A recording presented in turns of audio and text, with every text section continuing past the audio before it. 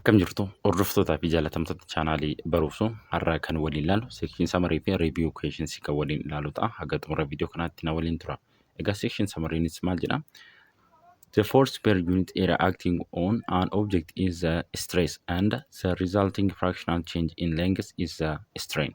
Maani force per unit areaan object tokko irratti act taanaan object tokko irratti dalageeffamnaan maal jechuudhaani stressiidha jechuudha.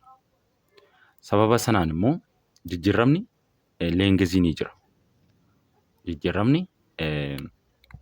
dheerinaa ni jira jechuudha. Jijjiiramni dheerinaa ni jira. Inni immoo maal jechuudha? Strainidha jechuudha. Strainidha. Egaa maal jenneerra? Stressiin force per unit areaadha. Force per unit area. Stressiin jiraatu malee strainiin jiraachuu hin danda'u.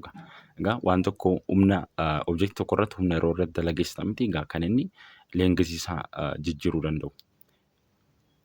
Yoo stressiin jiraatedha kana jechuun humni yoo jiraatedha jechuudha.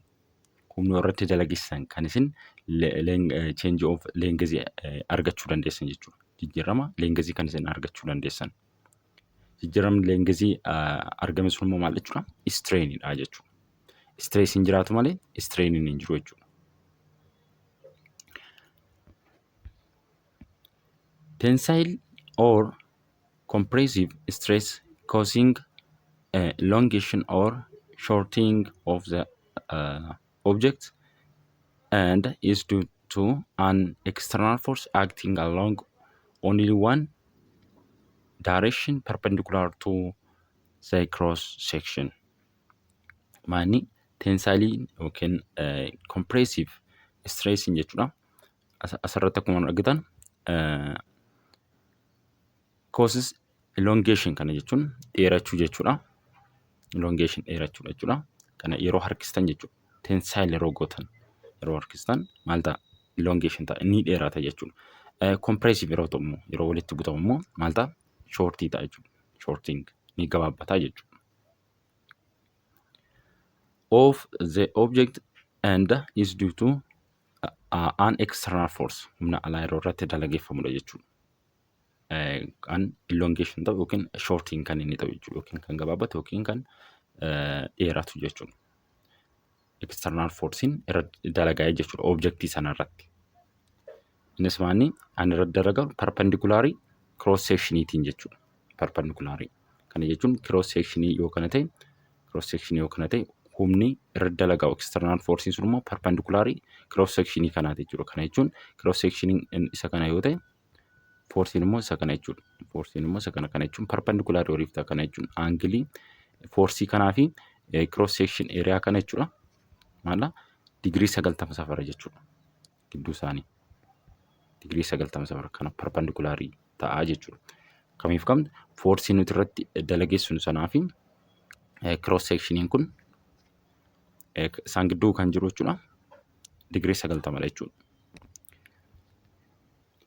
Tensile or compressive strain is a response of an object to tensile or compressive stress. Maani strainiin maaliin kan inni dhufu jenneera? Stressiidhaan kan inni dhufu. Stressiin jiraatu malee maal ta'u jechuudha? Strainiin hin jiru jechuudha. Egaa kanaaf egaa strainiin response of an objectidha jechuudha. Kana yeroo jennu egaa objectiin tokko stressii irratti gaggeessine kana jechuun humna irratti gaggeessitanii humna irratti apply gootanii strainii dhabuu dandeessu jechuudha. Argachuu dhiisuu dandeessu. Kana jechuun objectiitti garagara. Fakkeenyaaf yoo ayireenii fi almuuniyeemii fudhattan sibiila ayireenii fi almuuniyeemii osoo fudhattanii tokko miti jechuudha. Strainii isin argattan. Kana jechuun humna walqixa irratti apply gootanii kan walqixa ta'e jechuudha. Hangisaa akkasumallee dheerinni isaa kan walqixa ta'e irratti stressii walqixa irratti apply gootanii strainii isin argattan tokko miti jechuudha. Kanaaf objectiitti garagaradha. Maal jedhaa? Activity 3.5 kan ilaaltan. What type of stress are you applying when you press on the end of a wooden rod when you pull on its end? Maani Wooden rod kan jennu kun ishee asirratti argitan kanadha. Maanni fiixa lamaansaa kana walitti yoo qabdan jechuudha. Walitti harkistan maal akka uumamu humna irratti dalageessan stress yoo gootan jechuudha. Humna irratti dalageessan maal akka uumamu asirratti yeroo isin waliin qabdan change of length argachuu dhiisuu dandeessu jechuudha. Argachuu dhiisuu dandeessu. Yeroo kana strainiin hin jiru jechuudha. Kanaaf objectiitti garagaradha kan jenne. Strainiin objectiitti garagaradha. Muka kana fiixa lamaan isaatiin harkeessanii yoo walitti qabdan change of length hin jiru jechuudha. Yeroo kana strainiin hin jiru jechuudha. Kanaafuu strainii akkasiin hubadhaa. Itti aansuudhaan immoo review questions ilaalla. Review questionsiinis gaaffii tokkoffaan maal jedhaa? The unit of stress is maal ta'a? Unit of stress jechuudha as keessa. Egaa stress in mind stress force over force over area dha miti kan forces itti mind unity wal ta'ansa newtonidha. Over kan jettu kan ammoo maal goona asii pair goona. Newton per an area meeqadha? Meetir square dha. Kanaafuu unity wal ta'an isaa maal ta'a jechuudha? Caa ta'a jechuudha. Gaaffii lammaffaan a newton string has a diameter of 2 millimeter pulled by a force of 100 Newton. Calculate the tensile stress. Egaa maal calculate godhaanuun jedha? Tensile stress dha jechuudha. Stress dha barbaanna. Asirratti forcii qabna. Forciin keenya 100 Newtonidha. As immoo diametiriin nu kennameeti jira. Diametirii kanarraa area barbaanna jechuudha. Stressiin force over area dha miti area barbaanna. Asii diametirii qabna. Diametirii ishee kana gara raadiyeesiitti jijjiirranna jechuudha. Gara raadiyeesiitti jijjiirranna maal goona? Diametiiriin jechuudha. Walqixa 2r dha miti gara r'itti deebina jechuudha. Kanaafuu diametiiriin keenya 2 millimeetiradha. Walqixa 2 r jenna. Sana booda 2 ofirraa asii ishii kanas 2 ofirraa sana booda asii ni bada. Asii ishiin kunis ni baddi waan ta'a jechuudha asii kun. R meeqa ta'a? R 1 millimeetira arganne jechuudha.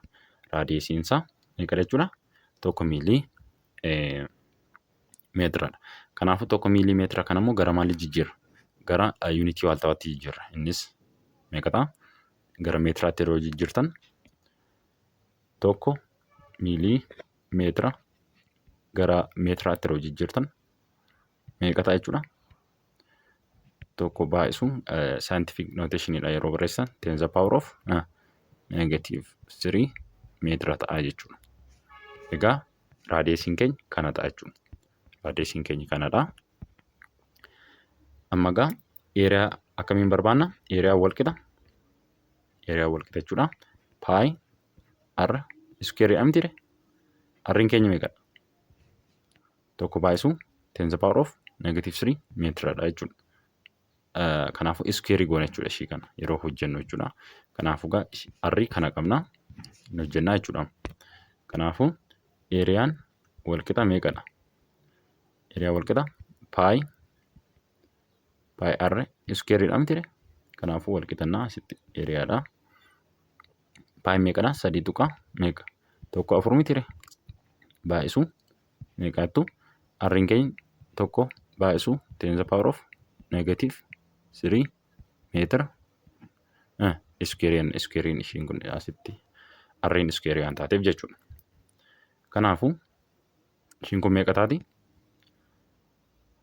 Eriyaan walqixa 3.14 inni kun meeqa ta'a jechuudha yeroo waliin baay'isan? Ishii kana yeroo waliin baay'isan meeqa taati? Asitti 1 times 10 to the power of -6 meetir square taati. Kanaafuu ishii kana yeroo waliin baay'isan eriyaan walqixa meeqa ta'a jechuudha? 3.14 times 10 to the power of meeqata -6 meetir iskeerii ta'a. Eeriyaan jechuudha. Eeriyaa kan arganneerra gaama. Eeriyaa arganneerra foorsii asii qabna. Foorsiin keenya 100 niwutooniidha. Maal goona gaama? Eeriyaa ishii kanaan dagatiinaa qabadhaa. Ishii asitti arganne jechuudha. Kanaafuu stressiidha kan nuti barbaadnu. Kaalkuleetii stressii barbaadamu jedha. Stress walqixa maanni force over eeriyaadhaa miti. Foorsiin keenya meeqadha? 100 niwutooniidha. Irra eeriyaan keenya meeqadha? 3.14 baay'isu 10 to the power of -6 meetir iskeeriidha.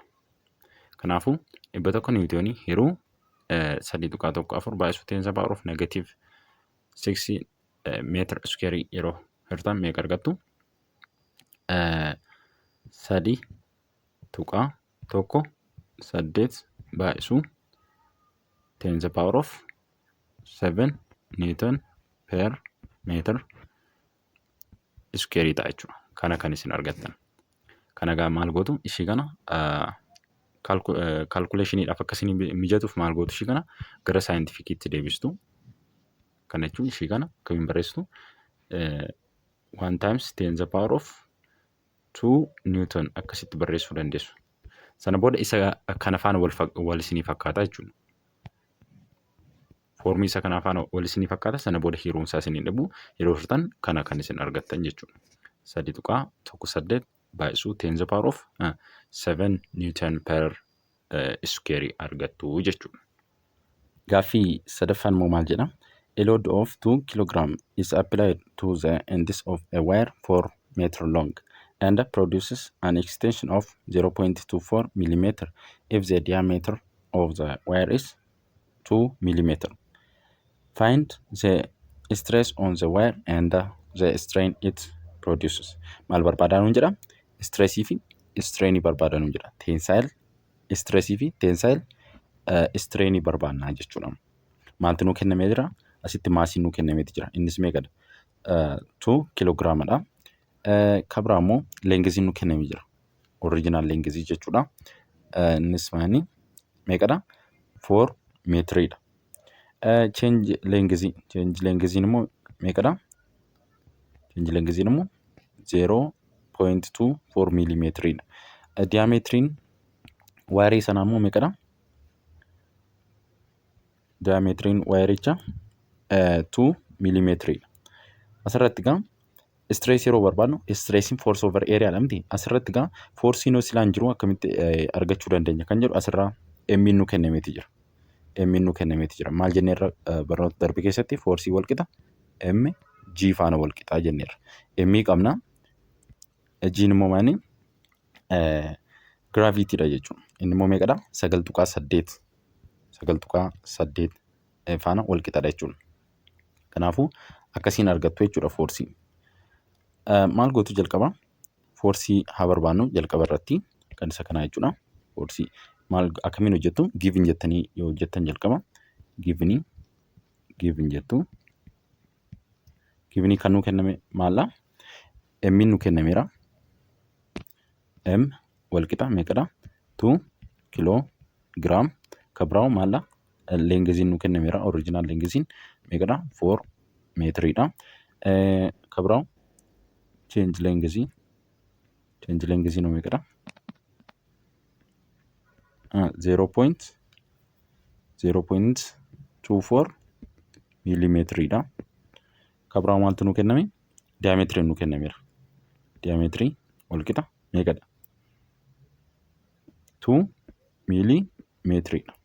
Egaa 2 millimeetirii kana gara maal jijjiirtu? Maal gootu gaa diaametirii kana jechuudha. 2 millimeetiriidha miti egaa diaametirii kana gaa yeroo eeriyaa barbaaddan gara raadiyeesiitti jijjiirtu jechuudha. Yeroo kana lamaaf hirtu.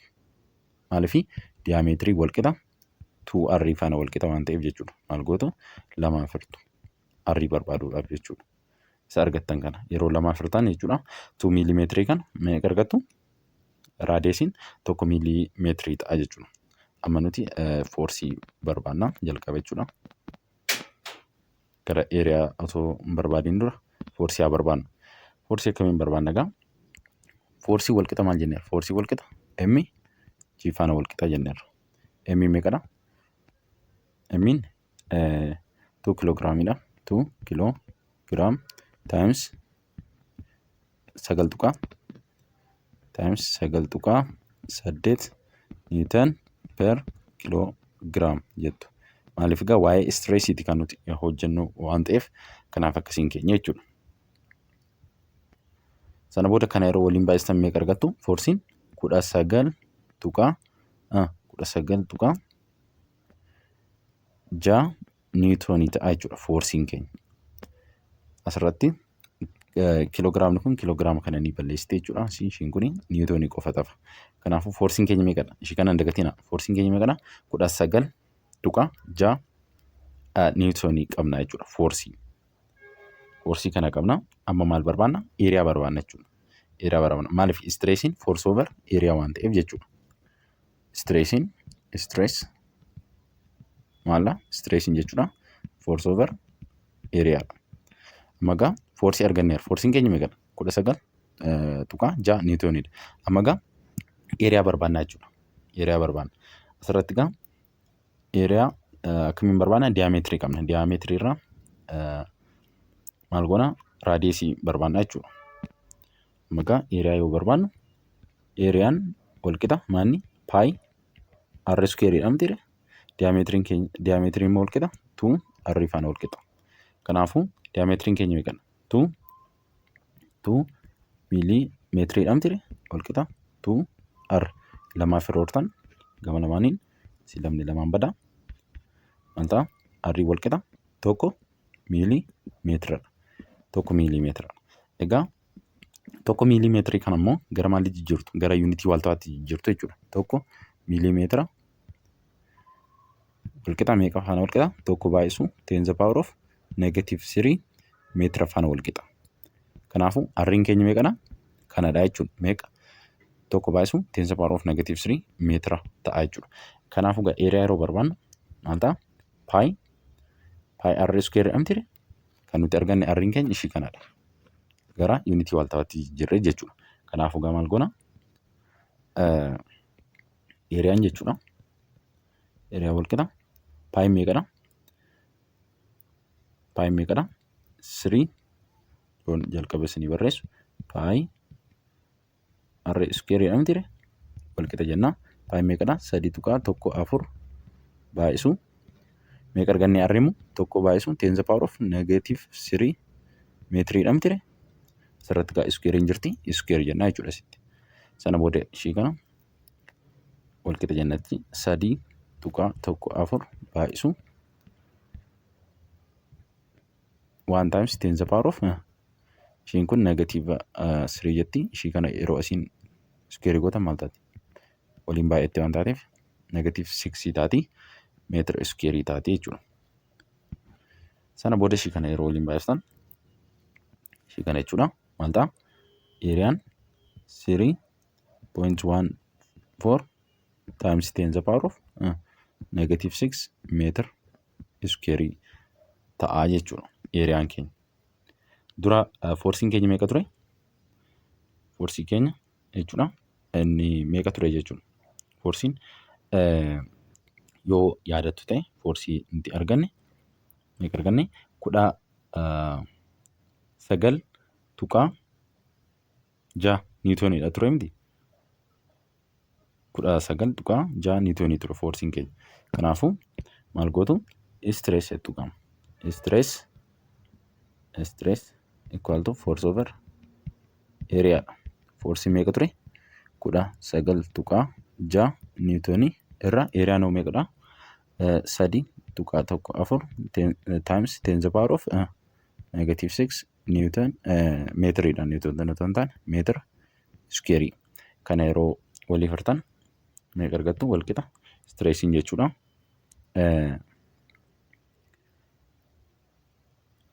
Ishii gubbaa kana isa jalaatiif yeroo hirtan meeqa argattu? Kana wal fakkeeffachuuf jechuudha. 19.6 irra 3.14 baay'isu 10 to the power of ishiin kun negatiivni 6 ishiin jettu kan 10 to the power of negatiiv 6 ishiin jettu kun ol yeroo dabartu maal taati? Poozitiivaan dabarti. Kanaafuu poozitiiva 6 jettu jechuudha. Poozitiiva 6 niwuutan per meetir iskuweerii ta'a. Ishii kana yeroo hirtan meeqa taati? 6.24 times 10 to the power of 6 newton per meter iskuweerii ta'a jechuudha. Istireesiin. Istirees jettu asitti. Teensaayil asitti teensaayil jedhaati barreessaa gabaabseen barreessaa. Teensaayil istireesiin meeqa ta'a jechuudha? 6.24 times 10 to the power of 6 newton per meter iskuweerii ta'a jechuudha. Amma immoo maal barbaanna? Teensaayil istireenii barbaanna jechuudha. Teensaayil istireen ani gabaabseen barreessaa. Teensaayil isheettu tii qofan barreessanii isinitti fufuu dandeessu. Teensaayil istireen inni foormulaan isaa walqixa change of L over L dha miti. Change of L meeqadha? Asitti waan isinii barreessu kun change of L ishii kana jechuudha. Asitti change of L 0.24 millimeter over L noo meeqadha? 4 meetiriidha kun asitti over 4 meetir. Egaa asirratti maal gootu? Wal fakkeeffachuu jechuudha. Yuunitii isaa yuunitii waltawaa gootu ishii kana ishii gubbaa jechuudha. Wal fakkeessuudhaaf maal gootu? Ishii kana gara yuunitii waltawaatti yeroo jijjiirtan meeqa argattu? Walqixa wanta ishii kana jechuudha. Asitti isin hojjedha. Gara kanatti isin hojjedha. Maal ta'a? 2.4 times 10 to the power of negative 4 meetira ta'a jechuudha. Over 4 meter. 4 meter. Asii meetiraan bada. Sana booda maal ta'a? Asirratti akka hojjechuudhaaf isin mijatuuf maal gootu? 2.4 baay'isuu 10 to the power of negative 4 ta'a jechuudha. Sana booda ishii kana yeroo hirtan meeqa ta'a? 0.6 times 10 to the power of 4 negative 4 ta'a jechuudha. Sana booda ishii kana asiroo buttan tuqaa ishii kana asiroo buttan jechuudha. 6 ta'a. 6 baay'isuu 10 to the power of asii immoo maal ta'a? Ni hir'ata jechuudha. Ni hir'ata paawuriinsa. Negative 5 ta'a. Asii ishii kana poointii ishii asiroo buttan jechuudha. Asii immoo paawuriin isaa kana immoo maal ta'a? Ni hir'ata jechuudha. Yeroo hir'atu gara negatiiva 10 to the power of negative 5 ta'a jechuudha. Kanaafuu teensaayil istireenii teensaayil ishii kana asitti teensaayilii kana gabaabseen barreesse teensaayil jettanitti fufuu dandeessu. Akkuma dura isiniin jedhe istireen teensaayil istireenii meeqadha jechuudha. Akkuma argitan 6 times 10 to the power of negative 5 dha jechuudha. Egaa barnoonni keenya har'aa kana fakkaata. Yaadaa fi gaaffii qabdan koomentii jalatti naa barreessuu hin dagatinaa. Barnoota keenya itti aanuun 3.4 youngest modulus kan jedhu walitti deebina. Haga sanatti nagaa naa tura.